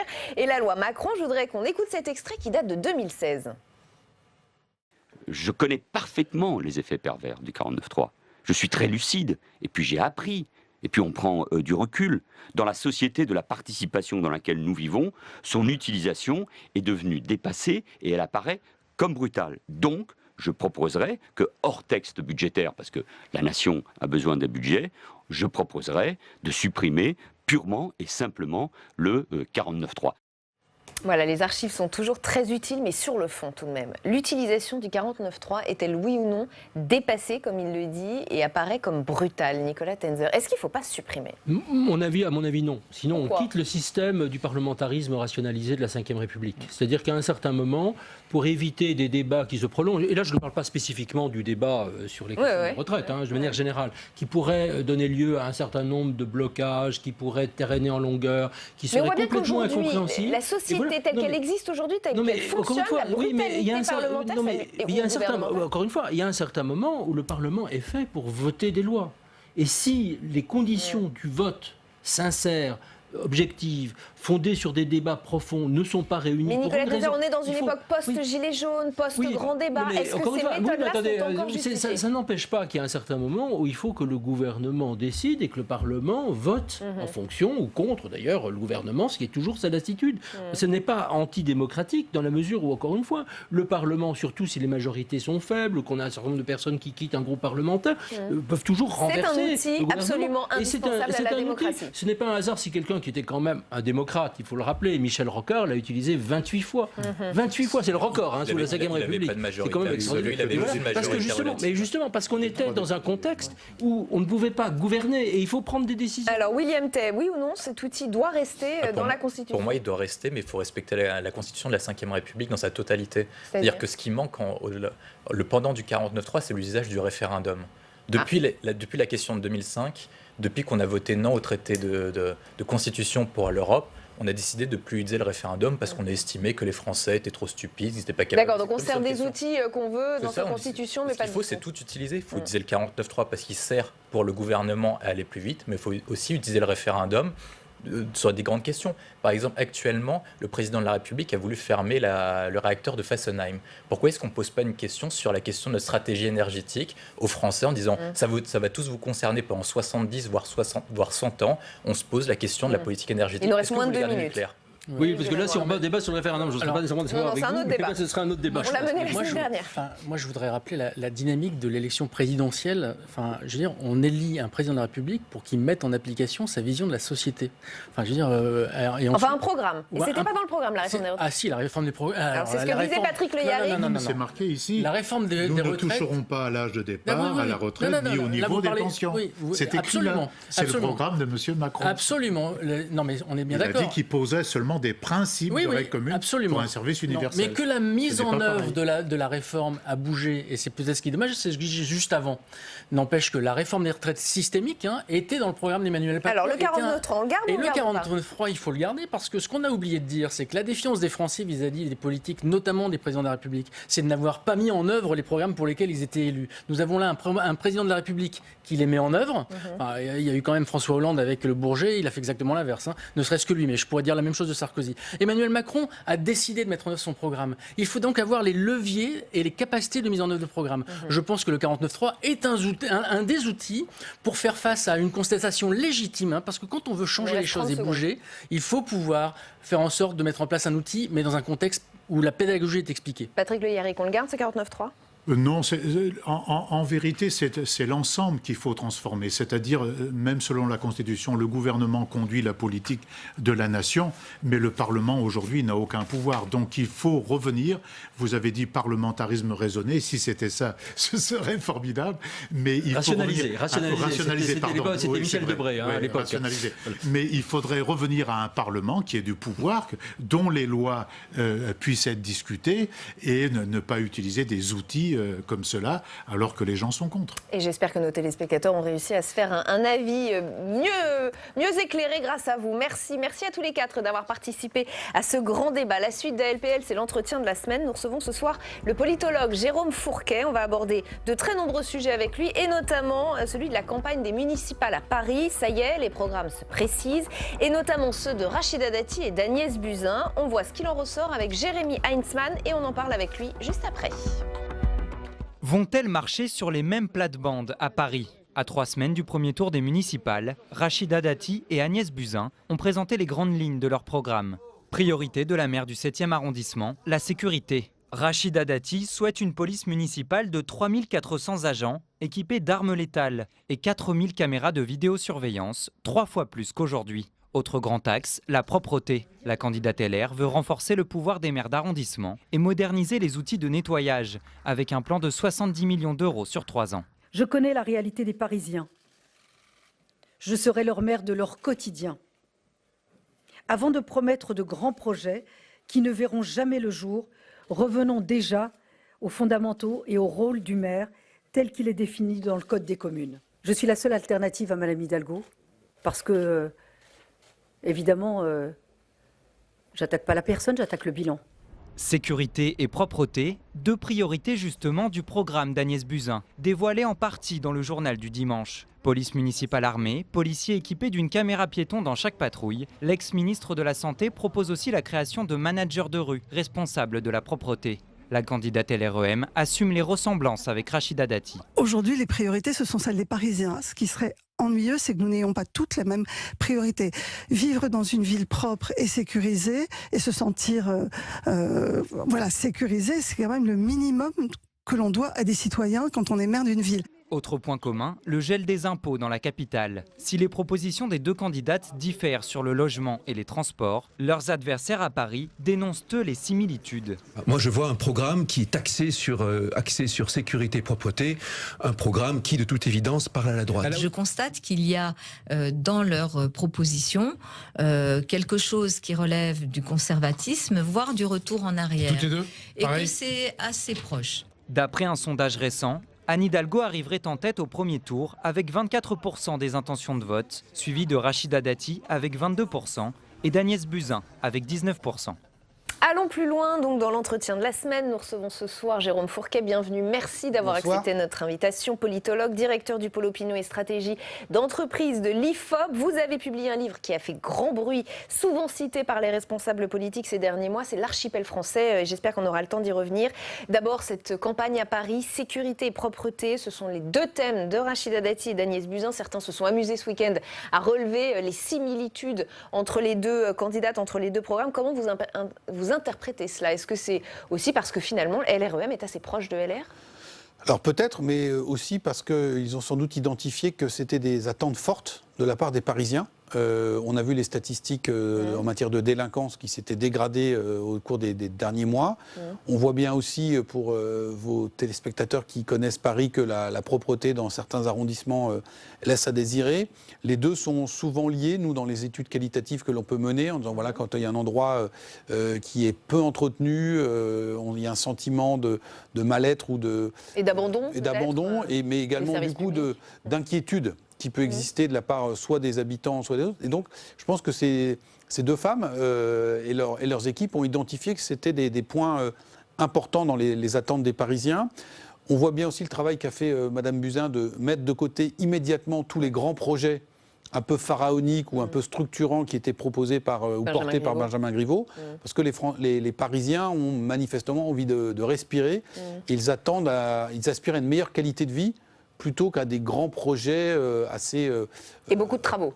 Et beaucoup de travaux qu'ils ont eu à subir ces dernières années. Quand on voit des programmes aussi proches, est-ce qu'on ne se dit pas aussi que du coup ça va se jouer finalement sur les personnalités que sont ces candidats plutôt que sur le fond, plutôt que sur les idées? Puisque finalement c'est un peu la même chose qu'elles proposent, après tout, autant pour celles qu'on aime bien. Oui, alors je reviens à votre question précédente. Il y a quand même, on l'a vu aux dernières élections européennes, toute une partie de l'électorat de la droite parisienne traditionnelle qui avait voté pour En Marche. Cet électorat-là est très fortement anti-Hidalgo. Et il y a une interrogation aujourd'hui pour cet électeur qui peut être un peu strash-tête, c'est de se dire quel est le meilleur bulletin anti-Hidalgo? Est-ce que c'est de voter pour Rachida Dati, qui est historiquement proche plutôt de mes convictions, si on est électeur de droite, ou de faire le pari d'un vote La République En Marche qui sera plus fédérateur et qui pourra plus rassembler? C'est ce qui, je pense, a fait bouger les lignes depuis le début de la campagne, quand Cédric Villani s'est déclaré. Parce qu'à partir de ce moment-là, La République En Marche n'est plus apparue à Paris comme étant l'assurance tout risque contre Anne Hidalgo. Et donc aujourd'hui, on a une bataille pour essayer d'incarner le leadership, ce que dit Rachida Dati, le leadership de l'opposition à Anne Hidalgo. Le vote anti-Hidalgo. Le vote anti-Hidalgo. Ouais. Et on voit elles se battent sur des thématiques et des territoires électoraux qui, du coup, sont assez proches. Donc... Justement, regardons peut-être les chiffres de votre dernier sondage. IFOP fiducial pour le journal du dimanche et Sud Radio. Regardons, Anne Hidalgo est en tête des intentions de vote, quand même. Elle tire bon, avec 24%, malgré ce front anti-Hidalgo. Elle est suivie de Rachida Dati, vous le voyez, qui est à 22%, et Agnès Buzyn est à 19%. Le spécialiste des sondages que vous êtes, pourrait-il dire, ça se joue dans un mouchoir de poche ou pas? Ou pas tant que ça? Alors, plusieurs choses. La première, c'est que là... On est à un mois du scrutin, donc il peut se passer encore beaucoup de choses. Agnès Buzyn vient d'être désignée tête de liste, donc il faut lui laisser le temps de s'installer pour voir des éventuels effets, premièrement. Deuxièmement, on rappellera toujours que c'est une photographie à un instant T et donc pas une projection des résultats. Troisième élément, on l'a vu précédemment, on a des zones de concurrence très fortes entre au moins deux des candidates. Et donc, on va voir comment les choses vont évoluer. Et puis, dernièrement, spécifiquement à Paris, là, nous sommes, par la force des choses, sur un sondage qui a ses limites, sur une photographie sur l'ensemble de la ville. Tout ça va se jouer arrondissement par arrondissement. Il y a certains endroits où on a des dissidents. L'ordre d'arrivée peut être un peu modifié. Il y a le troisième tour à Paris. Alors, il y a le troisième tour, mais il y a surtout le deuxième tour. Oui, c'est le deuxième tour, c'est-à-dire si Anne Hidalgo fait un score qui n'est pas forcément très élevé, à 24-25%, pour un sortant, c'est assez peu. Mais qu'en face, l'opposition à sa personne et à son projet et à son bilan se divise à peu près à part égale entre les listes LR et les listes LREM, elle a alors des chances non négligeables de s'en sortir. Il y a beaucoup de paradoxes parisiens. Aux dernières élections européennes, Paris est une des villes qui a voté le plus pour les écologistes. Ouais. Et là, ils sont à la peine. Ils sont à la peine pourquoi? Parce que Anne Hidalgo capte toute une partie de ce vote écolo. Est-ce qu'elle va être capable, on peut le penser, de faire l'union avec les écologistes au deuxième tour? Donc dans ce cas-là, on aurait une gauche rassemblée. Et si jamais, dans la plupart des arrondissements, ça se joue en triangulaire, parce que on voit mal Madame Buzyn ou Rachida Dati retirer leur liste pour faire trébucher Anne Hidalgo. Dans ce cas-là, même en étant minoritaire sur Paris, Anne Hidalgo peut s'en sortir. Alors justement, le camp d'Anne Hidalgo, a-t-il des raisons de s'inquiéter ou reste-t-il serein? On va poser la question à David Assouline, le sénateur socialiste. Il est en salle des conférences avec Fanny Conquis. Il va nous livrer son analyse et il aura une question pour vous après Jérôme Fourquet. David Assouline, on l'a vu selon un récent sondage de l'IFOP, Anne Hidalgo est en tête dans les sondages municipaux à Paris, mais on l'a vu, Agnès Buzyn et Rachida Dati sont tout proches. Est-ce que ce sondage vous inquiète ? Il n'y a pas de quoi s'inquiéter, mais cela prouve que rien n'est joué, que la campagne est là, que les Parisiens vont se déterminer, et voilà, qu'il faut continuer à faire ce que fait Anne Hidalgo, c'est-à-dire être en positif, proposer son projet qui a été mûrement réfléchi, qui s'appuie sur une expérience qui est solide, et puis bien se rendre compte que Rachida Dati, qui est effectivement pas très loin, eh bien, c'est la droite, c'est le retour, c'est la revanche, c'est un retour en arrière qu'il faut absolument éviter parce que ce serait catastrophique pour Paris qui aime sa mixité sociale, qui met le paquet sur la transformation nécessaire pour qu'on puisse respirer, pour que la santé des Parisiens soit préservée, chose qu'elle nie complètement avec les vieux thèmes de la droite. D'ailleurs, Jean-Marie Le Pen a même dit que c'était sa candidate et qu'il était d'accord avec elle et qu'il voterait pour elle. Et se rendre compte que Agnès Buzyn Est-ce que la candidature d'Agnès Buzyn change quelque chose pour Rachida Dati par rapport à Benjamin Griveaux ? Je ne sais pas. Ce que je sais, c'est qu'elle copie beaucoup des propos de Rachida Dati et qu'elle n'est pas l'alternative à ce retour en arrière. Donc il faut absolument maintenant continuer cette mobilisation autour d'Anne Hidalgo pour poursuivre ces transformations. Pas de retour en arrière à Paris. Et je le répète, Agnès Buzyn nous parle de priorité sur la sécurité. Bien entendu que la sécurité des Parisiens, c'est important. Mais pourquoi le gouvernement dans lequel elle était il y a encore quelques jours a réduit à ce point le nombre de policiers ? On nous dit que c'est l'apaisement, mais comment a-t-elle apaisé l'hôpital qui est en crise de nerfs permanente et qui est au bord de l'implosion ? C'était elle qui était à la direction de cela. Donc il ne faut pas seulement avoir des mots. Sans beaucoup de programmes, on ne connaît pas encore le programme d'Agnès Buzyn. Moi-même, j'ai des choses à lui reprocher, mais beaucoup de Parisiens sont déçus de cette entrée en campagne d'Agnès Buzyn. Ils se disaient, bon ben voilà, peut-être que là, on va avoir une modérée, mais elle reprend tous les thèmes de la droite à Paris. David Assouline, vous le savez, Jérôme Fourquet est en plateau avec Rebecca Fitoussi. Je vous propose de regarder la caméra et de lui poser votre question. Oui, j'ai une question.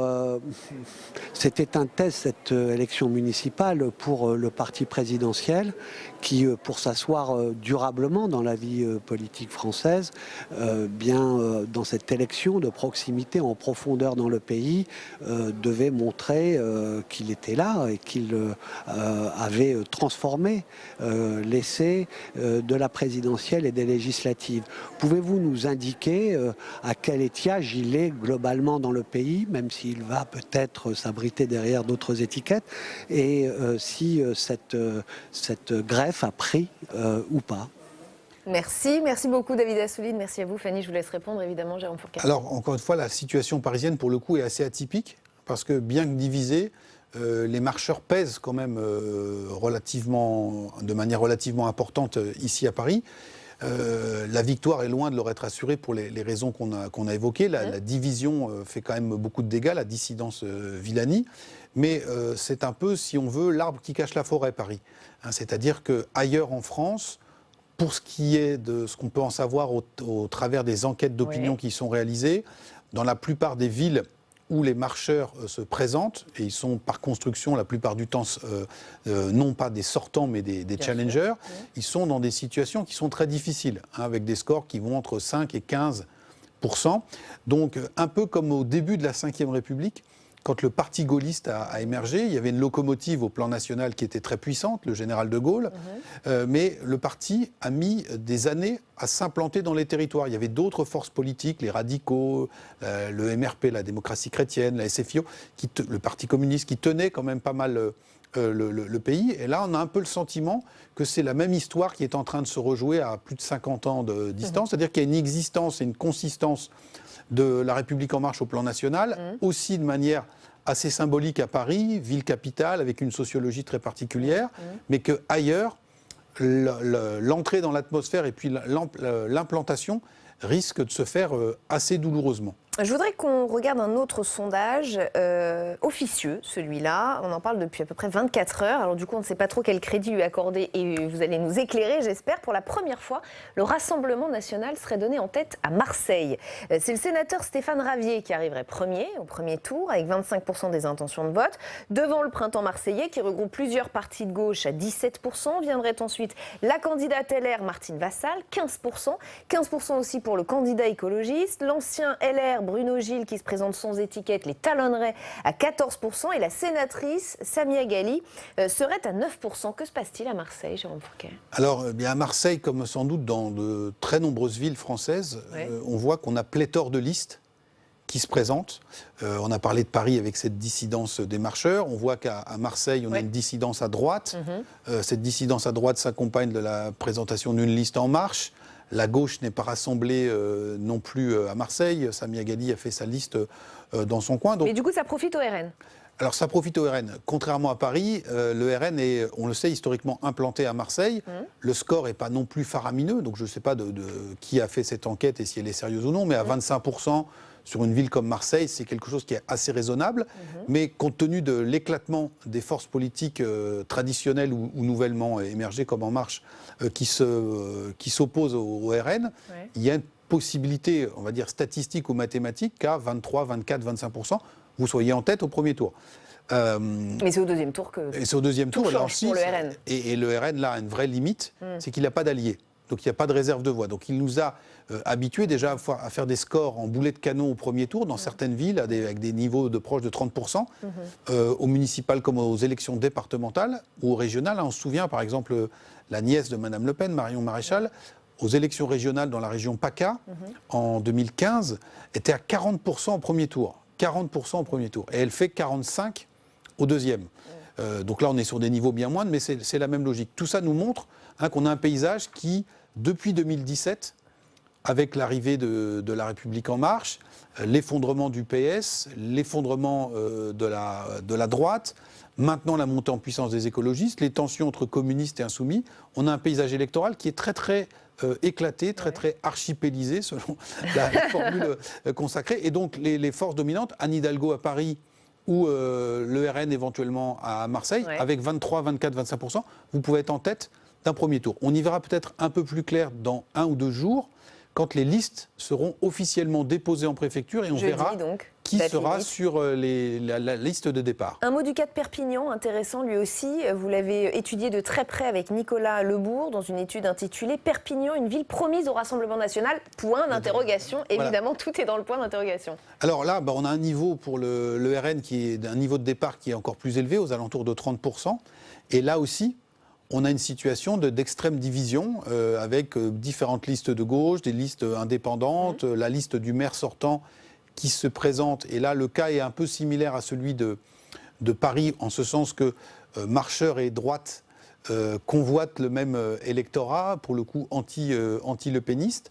Et donc on a des hypothèses de premier, mais surtout de deuxième tour, alors qu'il faut regarder avec prudence, on est encore loin du scrutin, mais qui montrent que dans le cas d'une triangulaire ou d'une quadrangulaire, Louis Alliot, le candidat du Rassemblement national, avec 35-40% des voix, pourrait éventuellement l'emporter. Donc on est dans des conditionnels et tout ça renforce Madame Delga, la présidente socialiste de la région Occitanie, qui, pour ses troupes, a tiré le signal d'alarme il y a quelques mois déjà, en disant il y a beaucoup de villes dans ma région, alors elle pense surtout, je crois, à l'ancienne région Languedoc-Roussillon, où s'il n'y a pas de rassemblement large au deuxième tour, le Rassemblement national pourrait éventuellement l'emporter. Un tout dernier mot quand même sur le RN, puisqu'il avait emporté une douzaine de villes en 2014, qu'a priori le bilan est plutôt positif si on écoute les habitants des villes concernées par ce maire RN. Est-ce que quand même progressivement le RN n'est pas en train de montrer qu'il est capable peut-être de gouverner, de gérer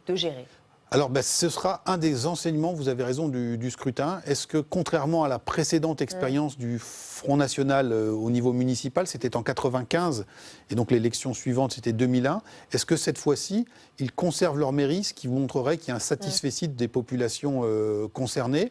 dans différentes villes.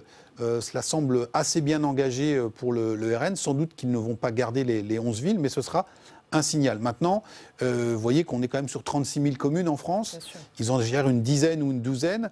Marine Le Pen aspire à être la principale opposante à Emmanuel Macron. Il faut non seulement garder les villes, mais aussi sans doute en conquérir des nouvelles pour montrer qu'il y a une vraie dynamique. Et là, l'affaire semble peut-être un peu plus compliquée. On fait un petit écart de thématique. Ce week-end, Emmanuel Macron était au Salon de l'Agriculture. Le chef de l'État y a passé 13 heures samedi. L'occasion pour lui de distiller des petites phrases à droite à gauche, c'est le cas de le dire. On a retenu cette séquence qui peut être intéressante à analyser. Je voudrais qu'on la regarde et on en parle après. La mise en place du RIC, ce serait bien aussi. Vous parlez de démocratie, soyez vraiment démocratique. Mais la démocratie, vous savez, c'est ce qu'on fait avec la Convention citoyenne, c'est ce qu'on fait avec des parlementaires qui sont élus et qui choisissent, c'est la démocratie. Elle est pas. Non, c'est pas une réelle démocratie. Regardez, vous avez tout le monde dans la rue.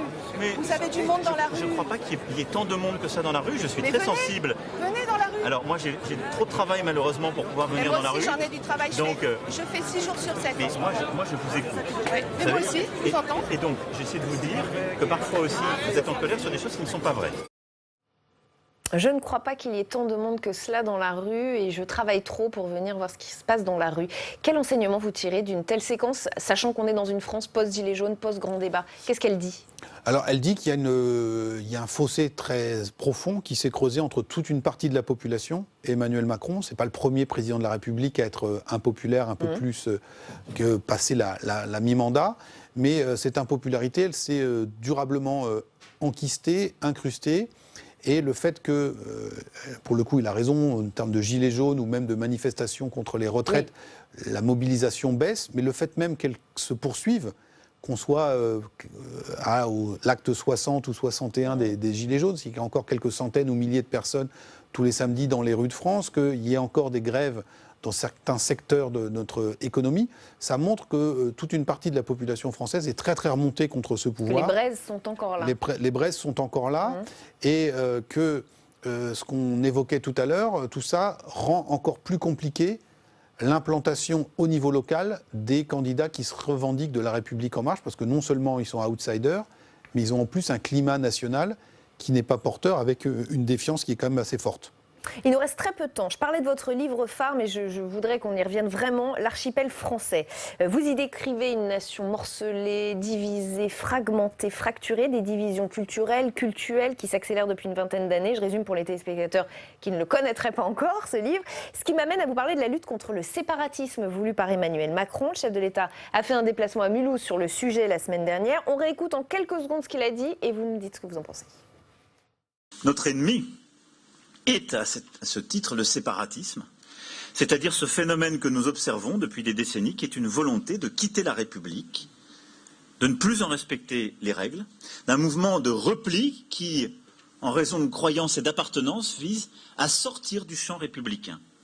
Et ça n'est pas acceptable. Alors, on voyait un chef de l'État qui peut-être n'avait pas compris ce qui se passait dans la rue, mais est-ce que là, il a peut-être compris ce qui se passe sur le plan du communautarisme ou du séparatisme? Est-ce que le mot est peut-être plus proche d'ailleurs de ce que vous dites, archipélisation de la société? Alors, s'il emploie le terme séparatisme, c'est à dessein, c'est pour montrer qu'on est à un stade supérieur que celui du simple communautarisme et qu'il y a une volonté avérée dans certains territoires de, comme il l'a expliqué, faire nation ou société à part et de se détacher de la République.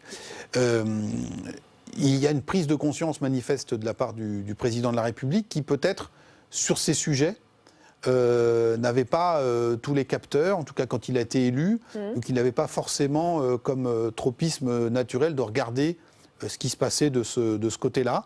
Et on était sur un logiciel qui peut-être n'était pas complètement à jour. Depuis des travaux comme celui du professeur Rougier ou d'Hugo Micheron, de l'équipe du professeur Keppel, ont montré comment dans certains quartiers les choses s'étaient très fortement dégradées, s'étaient durcies.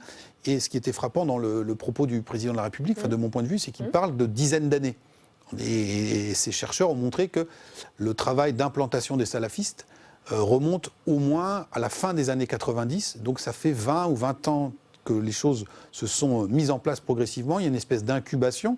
Alors ce n'est pas tous les quartiers français qui sont concernés, bien évidemment, mais dans certains territoires, et les enquêtes de l'IFOP le montrent, on a par exemple un quart à 30% de la population de confession ou de culture musulmane qui déclare que la charia doit être placée au-dessus des lois de la République. Et ces proportions sont encore plus fortes dans les jeunes générations. Là, on monte à quasiment 40%.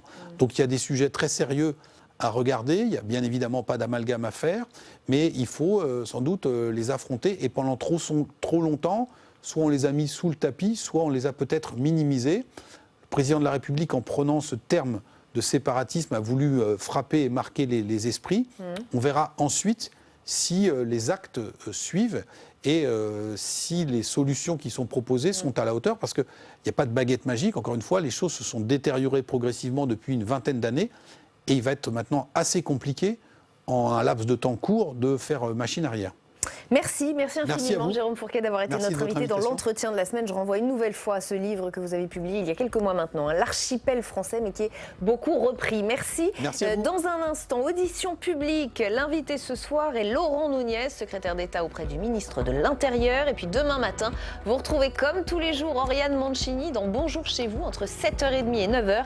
Son invité politique demain, Virginie Duby-Muller. Elle est vice-présidente du parti LR. Très bonne soirée sur Public Sénat.